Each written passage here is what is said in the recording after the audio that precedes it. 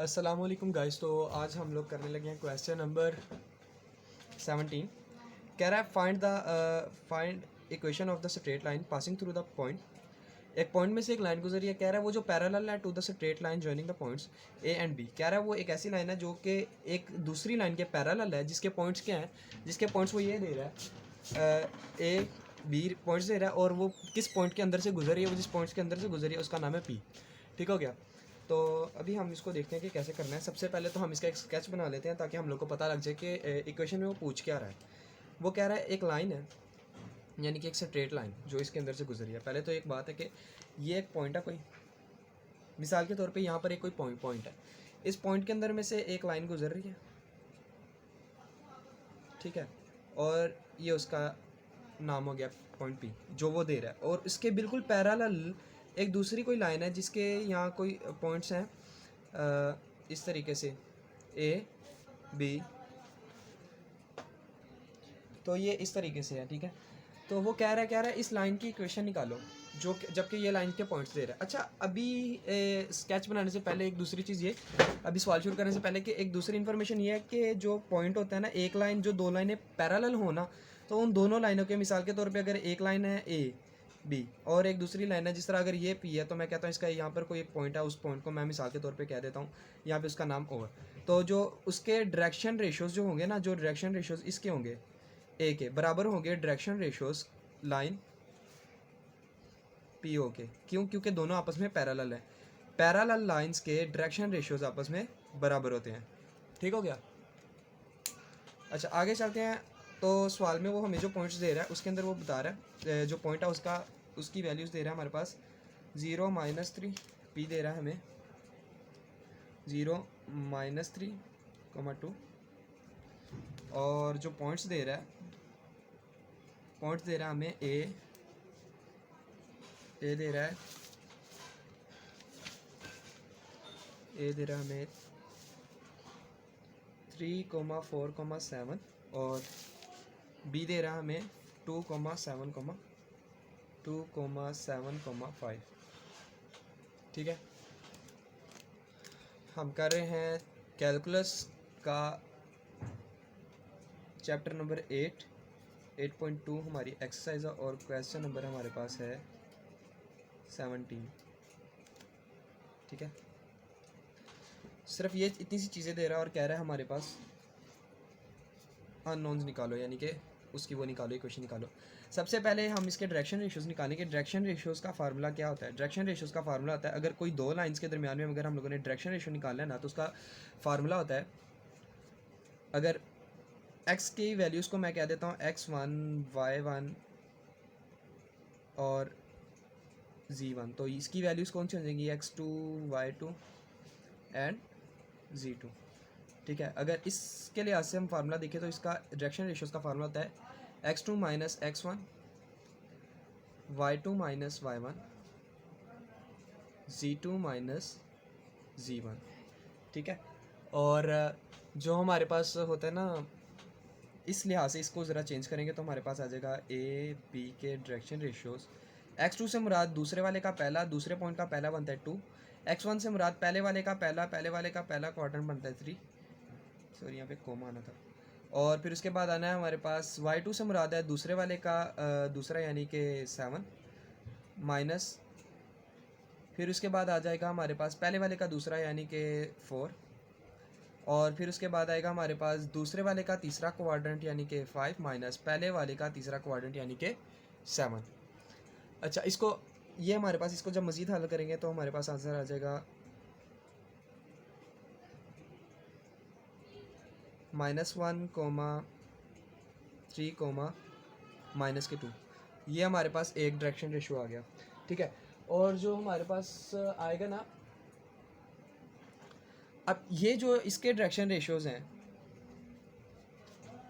As A B is parallel to the unknown line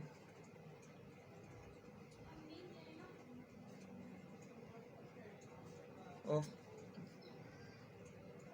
which passing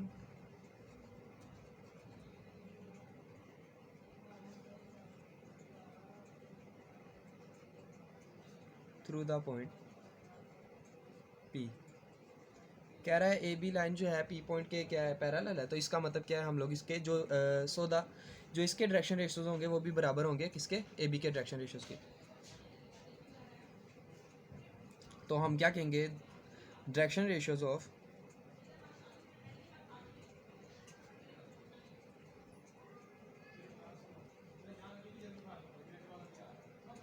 unknown line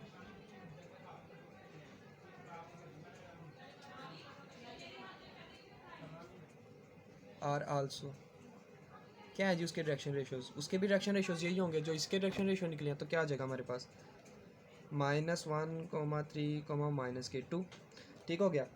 अच्छा, अब direction ratios आ जाए तो फिर उसके बाद इक्वेशन लाइन ऑफ द एक इक्वेशन के लाइन की इक्वेशन का फार्मूला क्या होता है हमारे पास, उसका फार्मूला होता है एक्स माइनस एक्स नोट में यूज़ कर रहा हूँ। ऐसे फार्मूले में यहाँ पर x1 लिखा होता है, लेकिन x नोट में यूज़ कर रहा हूँ इसलिए क्योंकि हम लोगों ने अगर इसकी वैल्यूज़ को x1 y1 z1 कह दिया, इसकी को x2 y2 z2 कह दिया, तो फिर हम लोगों ने इसके लिए हम लोगों को एक दूसरी नोटेशन यूज़ करनी पड़ेगी। तो मैं यहाँ पे लिखना x नॉट y नॉट और z नॉट। ठीक है, ये जो नॉट है ना, ये यहाँ पर ये जाहिर कर रहा है कि ये इसके पॉइंट्स हैं, वो जो पॉइंट जिसके अंदर से गुजर रही है लाइन।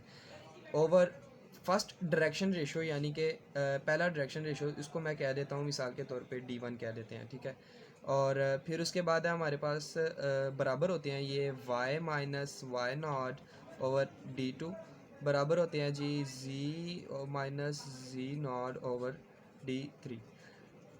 डी से मुराद है ये वाले डायरेक्शन रेशियोस, पहले दूसरा तीसरा, और जो x नॉट वाई नॉट और z नॉट है वो जो हमें पॉइंट दे रहा है उसकी वैल्यूज़ है।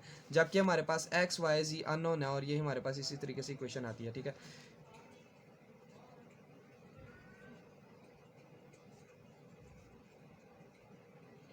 तो इसको जब हम इसके अंदर इसकी वैल्यू पुट करेंगे आ जाएगा x माइनस फार्मूले वाला माइनस उसके साथ एक माइनस इसके साथ पहले है, सॉरी ज़ीरो ही है, ये ज़ीरो आ जाएगा, और ओवर d1 से मुराद है ये पहला डायरेक्शन रेशियो है -1, बराबर है जी y माइनस वाई नॉट क्या है हमारे पास, वाई नॉट है पॉइंट का दूसरा पॉइंट, और वो क्या है -3, माइनस एक फार्मूले वाला माइनस दूसरा यहाँ पर आ जाएगा। ठीक है, ये ब्रैकेट्स इसलिए ताकि इसके अंदर फ़र्क रहे। ठीक है, d2 से मुराद दूसरा डायरेक्शन रेशियो है 3, और फिर उसके बाद आ जाएगा z minus z not, sorry z not की जगह z नॉट की वैल्यू वो क्या है हमारे पास, वो है 2 ओवर d3 की जगह तीसरा डायरेक्शन रेशियो वो क्या है -2। ठीक हो गया। अच्छा, इसको मज़ीद हल करेंगे तो हमारे पास आ जाएगा x माइनस का x, ठीक है, 1 बटे में नहीं लिखते और जो नीचे का माइनस होता है ऊपर चला जाता है, माइनस माइनस प्लस, ये आ जाएगा y प्लस 3 ओवर 3, और ये आ जाएगा हमारे पास z माइनस 2, ये जो नीचे वाला माइनस है ये ऊपर चला जाएगा।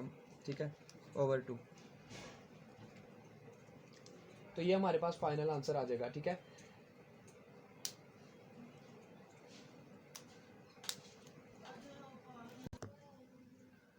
अच्छा, तो ये जो x है ना ये हमारे पास माइनस में आ रहा है। इस x को हम लोग कोशिश करते हैं कि जो x है ना ये हमारे पास माइनस में ना आए, क्योंकि ये पहला डिजिट बनता है इक्वेशन का। इसको मल्टीप्लाई बाई -1 कर देंगे ना, तो इसको अगर हम इस तरीके से कर देते हैं मल्टीप्लाई विद -1, अगर इसको मैं -1 से मल्टीप्लाई कर देता हूँ ना, तो ये हमारे पास जो फाइनल आंसर आ जाएगा ना वो आ जाएगा x माइनस का y, इसको बाहर ही रख लो, प्लस 3 ओवर 3, ये जो माइनस है इस माइनस के साथ ऑपरेट करेगा तो ये आ जाएगा हमारे पास z माइनस 2 ओवर 2। ठीक है, ये हमारे पास फाइनल आंसर आ जाएगा। तो ये इक्वेशन है वो लाइन की जो इन दो पॉइंट्स के अंदर से गुजर के इस वाले पॉइंट के अंदर से गुजरने वाली लाइन के पैरेलल है।